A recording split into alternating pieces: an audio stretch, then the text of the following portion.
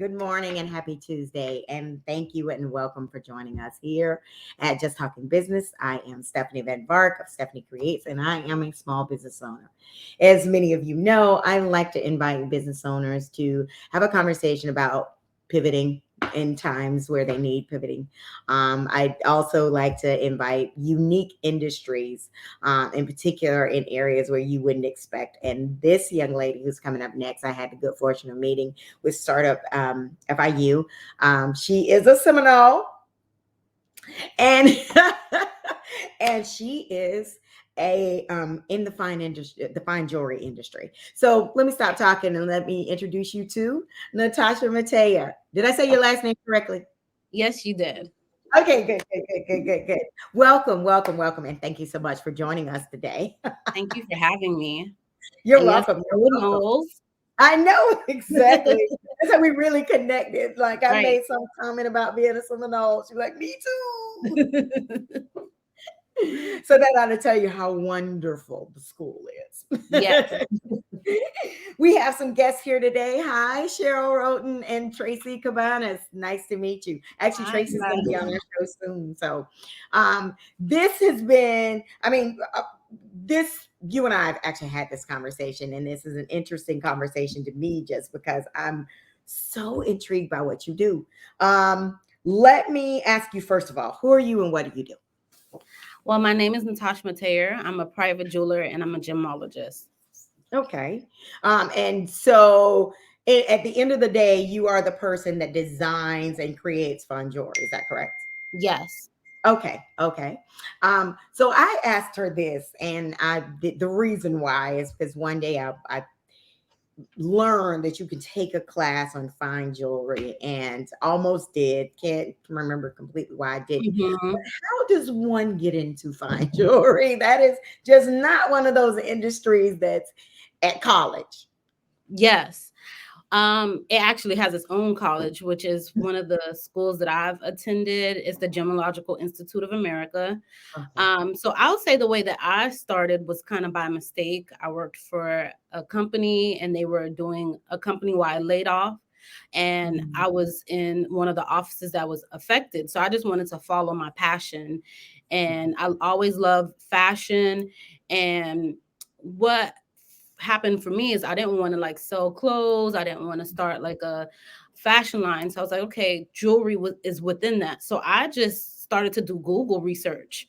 And I Okay. would say if someone is interested, just do Google like how much is 14 karat gold, how much is 10K, look up diamonds, look up garnet, rubies, sapphires.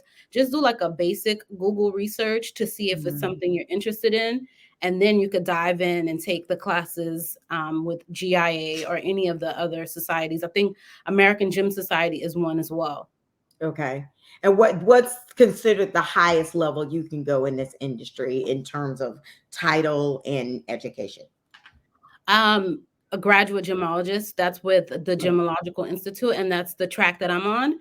And Okay. so with that, you learn about diamonds, you learn about colored gemstones, and then you learn how to identify each one. So you'll Okay. be able to use like equipment like a microscope, polariscope, and then you'll be able to identify. And sometimes you could even identify the country it comes from because of like certain inclusions that are in, let's say, a ruby, because one could be from Afghanistan and one can be from Burma. So you learn Okay. like different things like that. Okay. That's so we're gonna get into that a little bit later for the layman's eye because Yeah. many of us don't know how to look at things like that. Um, but let's talk just about the industry itself. My research demonstrated or kind of said that this is a $6 billion industry. So there's Yeah. clearly opportunity out there. Um, I guess I'd like to know what's the profile of a person who excels in this industry. Is it my understanding of it was that it tends to be a family business. It started with someone 100 years ago and it's just handed down. And there's not a lot of people in this industry, but the people that are industry are doing a great deal of money. So, what have you found the profile to be, and for someone who's going to excel in this industry? Well, for me, what you said about family is very much so true. Mhm. Almost everyone I've dealt with have had second or third generation. But the Mm, good thing about Miami is we do have a lot of immigrants. So a lot of the people in downtown where I'm located, they are first generation. Their mhm, children now are part of it. So it is possible because I'm first generation in it for you to be successful. But I think to be successful in first generation, you have to be very driven. And then you also have to connect yourself with people who've been in the industry for two, three generations mhm. so that you can kind of maneuver because it's really on who you know Okay. as well because one of our local offices, the Seabold, is like 10 floors and there's so many people in there, so to kind of Mhm, navigate to know who to work with, and it's kind of like, okay, I know Stephanie, so Stephanie is good. mhm. You can't just like go and knock on the door and say, hey, I want to get something casted. It So doesn't really. did you have to, because I'm very familiar with the SIBO building. I used to live, I mean, I'm sorry, I used to work in the downtown area and I really don't live very far from there.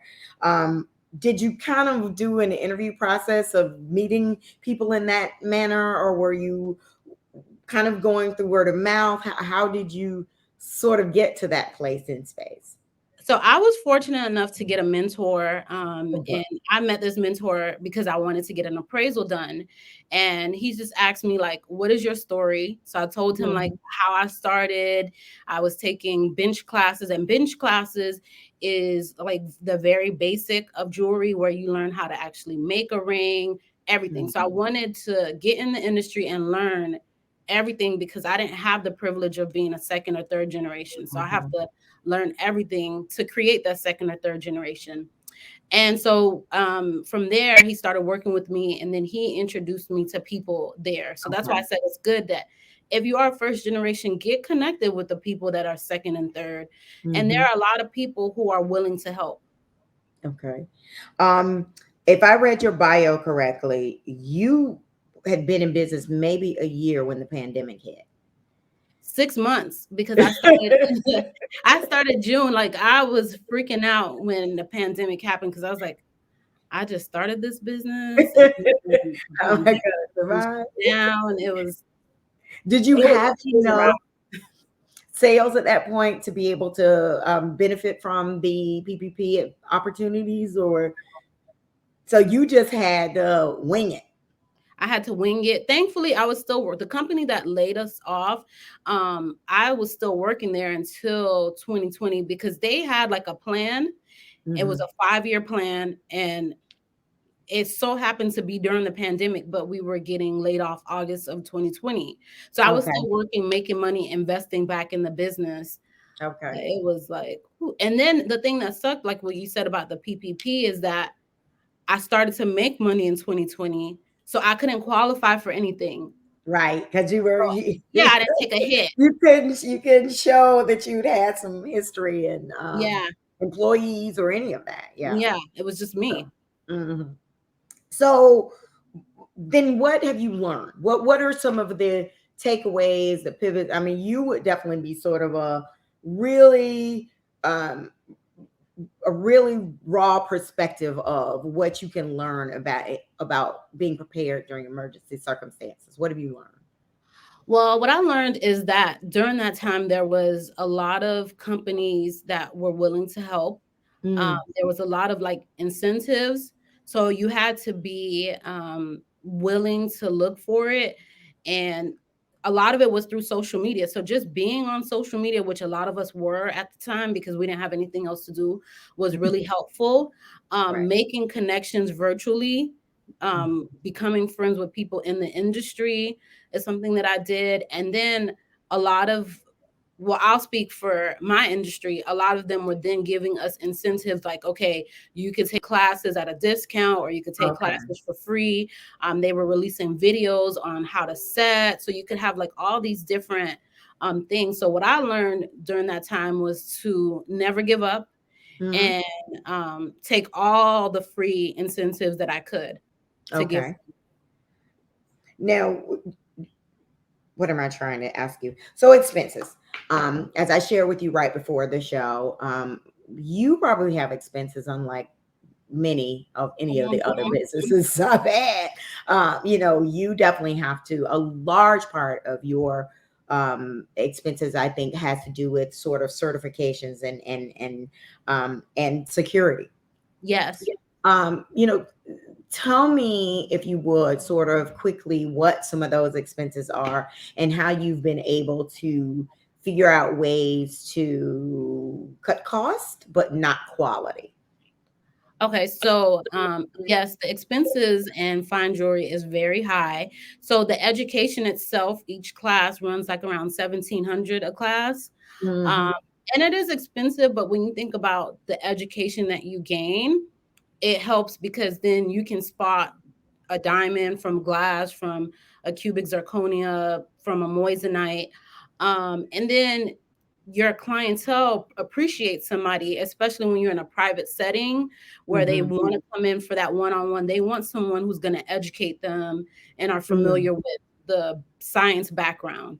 When it comes to the material, the way that I have cut costs is I use someone that's from overseas to do the CAD, so it's a little bit cost effective. But everything else, I do it in the United States and I do it locally, Okay. because you kind of save money when you do everything. You don't have to pay for shipping. You don't have to the time, because that Hmm. costs you money.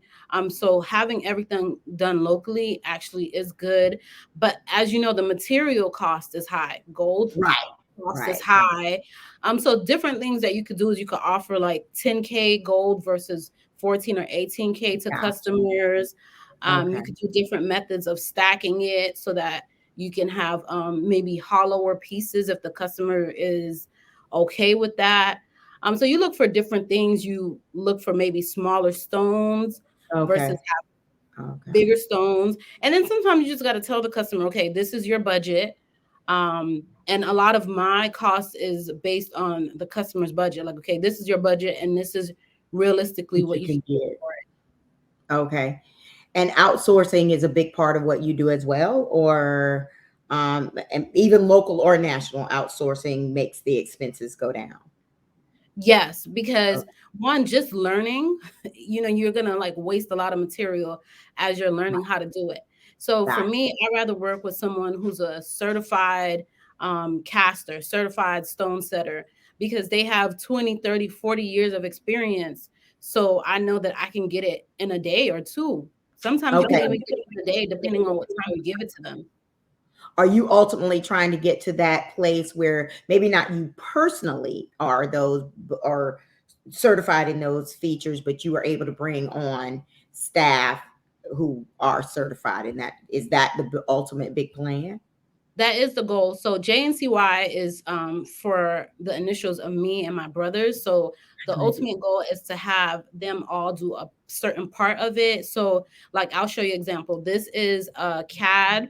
Oh, this I'm sorry, is a wax, and we printed Uh-huh. it in house. So learning how to do that. So then instead of having that cost of using someone in the Seabold, we can print it ourselves, and that saves us like normally it's like right now $15 to $20 an hour to print each one. Mhm. And let's say a ring takes like 4 hours, so you're around like $60 to $80 when you can Okay. just buy the material, print it yourself, and then go to the caster. And Okay. Okay. and then you have to wait if there's other people using them. So that's one. The bench work, I'm still thinking if that's something that I want to do in-house. Okay. Casting, possibly. But yeah, it is something that I eventually want to have done all in-house. And what are the margins that generally you look to have in this industry? What's an ideal scenario, and maybe where are you now? So the ideal scenario would be like 50% because you want Oh, to wow. make like that investment. However, like as the prices start to get higher, Mhm. like let's say you get a diamond that's like a 2 or 3 carat, you normally are around like 25%. You still Okay. make a good sum, but the higher you are, like if you buy a diamond for 50,000, you don't really want to charge the person 100,000. To So get that yeah, back. yeah. Okay. So your industry is highly linked to the economy. not just even just the pandemic. You weren't in the business at this point, but I've had several clients or several guests who experienced the 2008 boom or Yes. bust. I can only imagine that was a time where fine jewelry might have had some challenges.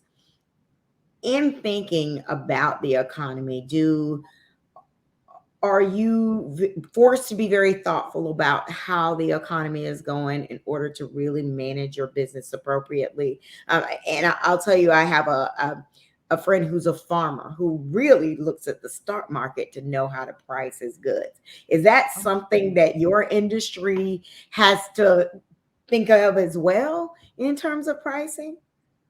I definitely think so. I never really thought about it that much, but I know my mentor did mention in 2008 it was like a really shaky time for jewelry. I never thought about it, but that is something that I will look into. Um, Mhm.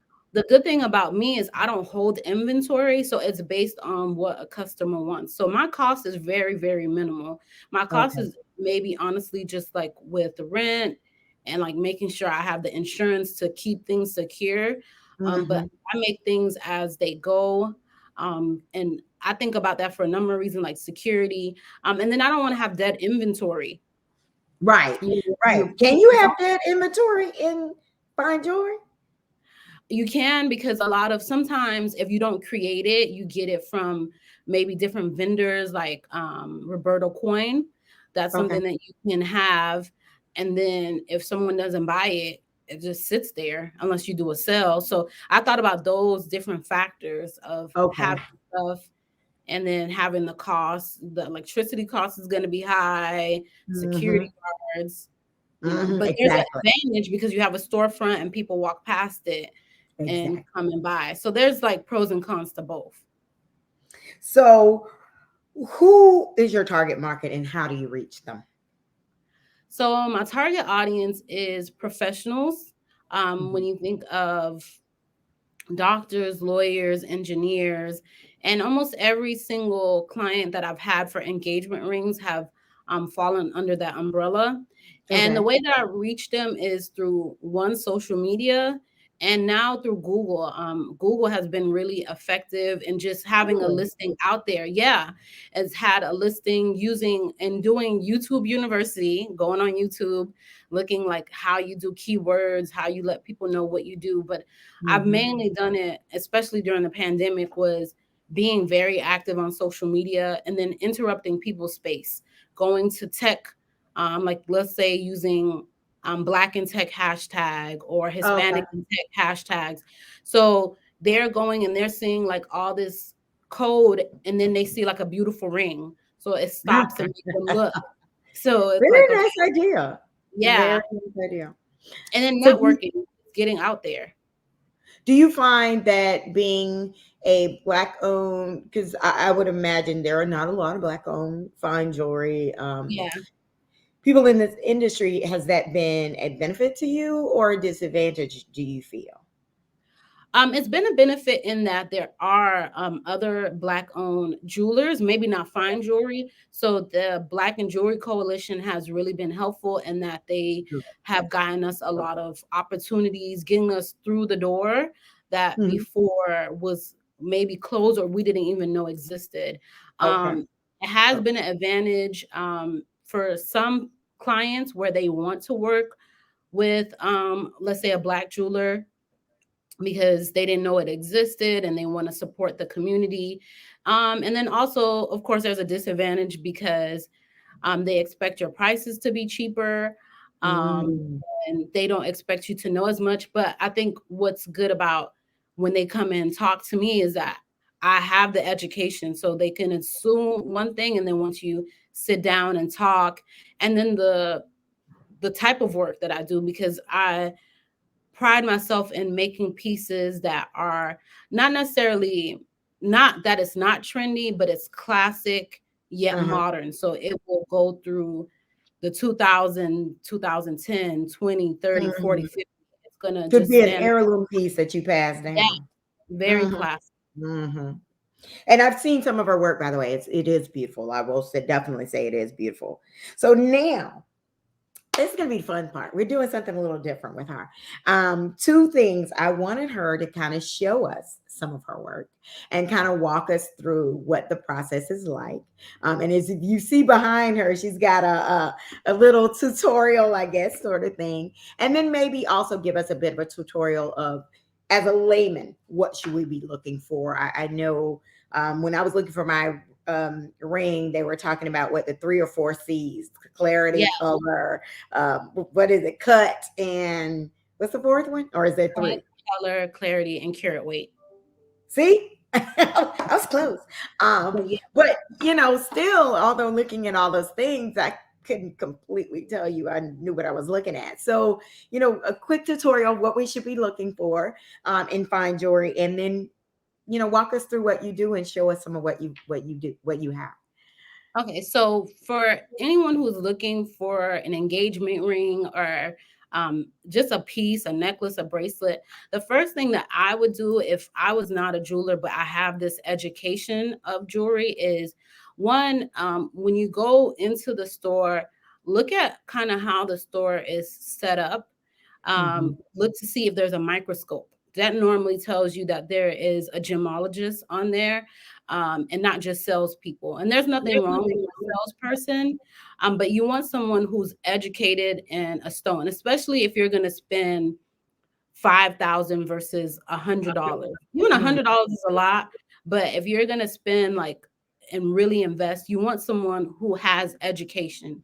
And then the Gotcha. next thing is you want to do like a little bit of Google research so you could kind of know, like you said, with the 4 C's, just know what it is and then kind of ask them a question and play the role of, you don't really know, but just play the role that you don't know at all and see Hmm. if they can educate you on that. Because I'm big on education, Hmm. especially with a big purchase, because you're not going to buy a house from a realtor and you ask them, well, what's the taxes? And they don't know. That's a red flag. Because Have an I'm not inspector, gonna right? yeah, Yeah, exactly, you don't know the exactly. taxes for the year. You don't know all the different like real estate language. You don't want to do that. So I would, look for gemological equipment. And the first one would be a microscope. Okay. Ask questions.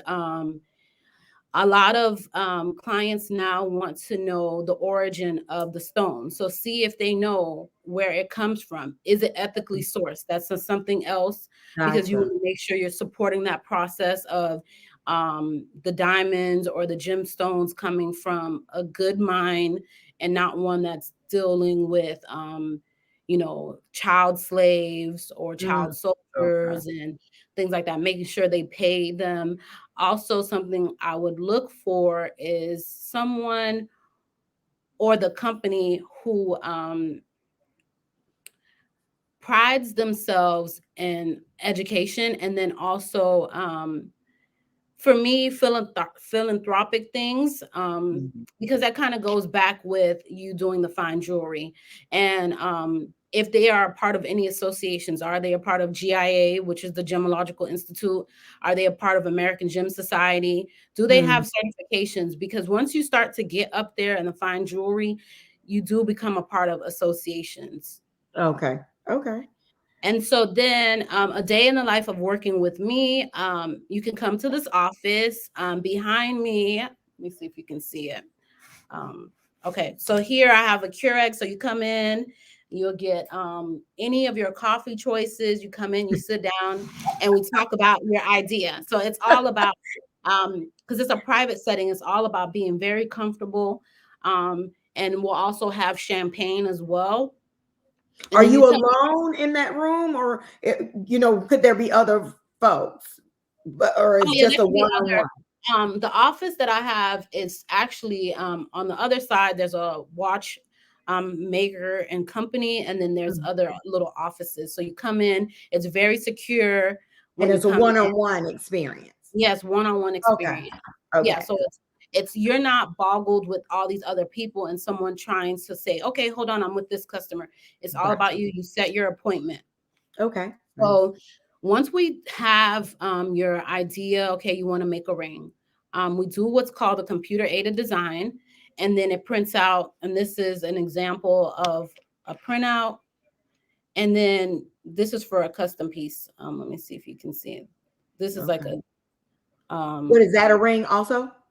this is a ring, but it's And more like that's, a signet ring. I see. I Yeah, see. and this is like a custom piece. It's like a Jesus face. Okay. Okay. Okay. So then you come in and then you look at this. So once we approve it, I print it out here. You approve it, you look at it, you put it on your finger, you look to see if all the um, details are there that you want. Once we approve it, we cast it.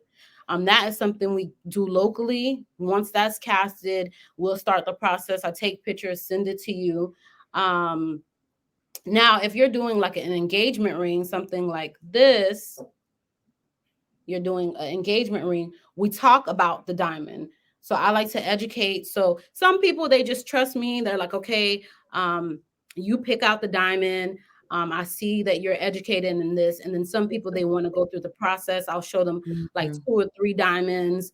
And then I give them tips like, okay, if you want a diamond and you're on a budget and you want it to look bigger, what I could do is look at the table size. Um, the bigger the percentage, the more spready it look, but you don't want it to spread too much where the table takes over. And the other facets, which they're The just like when table you is look, the top part of yeah, the the diamond. Okay. square, Okay. yeah, and then the I'm amazed facets, I know that. other, yeah, you know a lot. Amazed I know that. Okay. Yeah. And so then you have other like little triangle looking cuts Hmm. in the diamond. Those are called facets. So then you Hmm. don't want it to be spread out too much because then you won't get the light in there. So we talk about all of that. I have this chart here that they could even look at. We'll go through the different colors. We'll Hmm. go through the clarity. And I misspell some things about clarity because a lot of us and especially in my community, we get a lot of our jewelry information crazy enough from the rap industry. And they Hmm. tell us, like, okay, no, don't get this type of diamond with this clarity. But honestly, if you look at it with a gemological eye, you can get certain clarities and it's a better price and it's going to shine even better than a VS because a VS could have black spots, but still be considered a VS because maybe it's one. So those Gotcha. are things that I go through with the client. And then once everything is done, we give them the ring. It includes a complimentary bottle of champagne, a card, Nice. and then that Very would be custom service. I like yeah. that. I think that's very nice. And what does that time frame look like? Is it 3 month period or six Oh month no, or it just could be like a week, week and a half. okay. Well, a week is Okay. probably a stretch. It depends on how simple the design is. Because we can get most things are done next day here. So if I print it here, that could Oh, take like 2, 3 hours. Because I'm downtown, I'll just go next door, have them cast it. That could be the next day.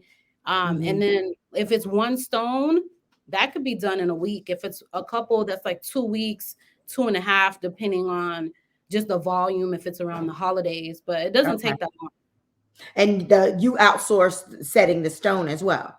Yes, Okay, but ultimately you'll get to doing that in house as well. yes. And the Now, one is thing I want to say about the custom world is that it's not as expensive as people think. You can take that same budget that you would go to, let's say, a local chain. Well, it would be mhm. local. It would be like a chain, and get the same stone or even better quality stone and your own design for the same price because it's really about sourcing what you want. Okay. And would somebody consider fine jewelry an asset? Does it grow in value depending I on the stone? yes. Okay. Yes, especially if you're doing gold. Gold, especially during the pandemic, it skyrocketed. So Mhm. having gold coins, and I actually did an Instagram live with another jeweler friend who she is kind of like a real unicorn in this because she's also a black woman. She's Mhm. from Detroit and she's a third generation black jeweler. Her grandfather, Oh, wow. Very yeah, cool. her Very cool. father started it, her father, and then her uncle, and now she is in the industry. But yes, gold prices rise. It's a definite asset for everyone. Diamonds is something that I'll be honest, doesn't hold the value like Really? gold, but it is something that you could always sell back. And if you get a quality diamond, you can sell it back for more versus like if you were to get like, let's say, eye clarity, eye color. Hmm. So it's all about getting the right person or yourself getting a quality stone. Certain reports like GIA reports hold higher than maybe a EGL. So you Hmm. just got to know which reports to use when you're buying your diamonds. And would someone, how would someone sell a piece like that? Would they come to you, or would they go to auction house, or how? That is an option. I am actually going to start buying jewelry back from Okay. people. Once I'm done with my graduate gemologist, I'm going to become an appraiser. Yeah, so I'm excited about that. I'm almost done with colored gemstones, and then I'll just go and take labs and then do gem identification where I can identify like, is this a ruby? Is this a garnet? Because you know they're both red, so you got to Right. know, is it glass? Is it one of the synthetics? But then that's an option where they could come in if they want to do an appraisal. I can appraise it. And even if they don't want to do an appraisal, I would just appraise it just to make sure that it is what they claim it to be. Just because you can go anywhere and they could sell you a natural Mhm. diamond, but it's a lab diamond. So I would Mhm. appraise it and then I could buy it back. Or we could even do like a commission thing where I could hold it. And then once it sells, we could like split the profits. Okay. I think Yeah. it's interesting you talk about the gold piece because for many years, platinum was the thing. You wanted a platinum ring. Everybody wanted a platinum ring. But, I've always just liked gold just because I think it looks good on me per se. But you're right. Like, it's been interesting to watch that stock, where gold, the value of gold just seems to be one of those tried and true metals that Yes. never really loses its value. So I think that's very cool. Well, I thank you so much for being here with us today. Like as I said, I'm just very intrigued with what you do, and I will say the thing I really say I appreciate about you is it seems like you have a lot of passion for what you do. Just Yeah. sitting here Love it. listening to you is like she is into this. This is definitely where you want to be and are to be. So thank you so much for hopping on the show with us today. We definitely want to make sure we make sure people know where they can find you. If you'll be kind enough to tell us how we can contact you. Okay, so you can find me locally. I am in downtown Miami. I'm at 111 Northeast First Street, and it's by appointment only. So you can go online. The website Mhm. is JNCY Jewelers.com, and you can make an appointment there. You could call 305-925-2431, or you can email info at JNCY Jewelers. We can schedule an appointment and then we can create your forever ring, your custom piece, or we could just get you some ready-made fine jewelry. Okay. Thank you so very much for joining us today. And thank you so much for having me. Anytime. You have a great day. You too.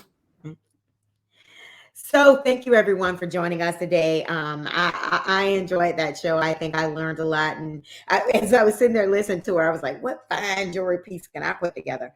I'm pretty sure I'll come up with something to show you.